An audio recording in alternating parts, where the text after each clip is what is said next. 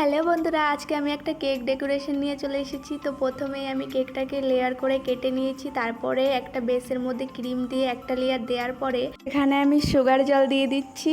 তো সুগার জলটা দেওয়ার পরে আমি ক্রিম দিয়ে দিচ্ছি, ক্রিম দিয়ে এটাকে কোট করে নেব। তারপরে এখানে আমি হোয়াইট চকলেট দেবো, কারণ হচ্ছে হোয়াইট চকলেটটা দিলে পরে কেকটা খেতে অনেক টেস্টি হবে।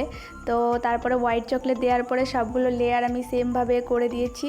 এখন আমি ক্রিমটা দিয়ে কেকটা পুরো কভার করব। তারপরে আমি আজকে কেকটাকে হচ্ছে গ্লাস জেল যেটা বলে, জেল দিয়ে এটাকে মানে কেকটাকে সাজিয়েছি। তো তারপরে আমি দেখো এখানে মানে উঁচু নিচু করে দিচ্ছি যাতে কেকটা দেখতে অনেক সুন্দর লাগে।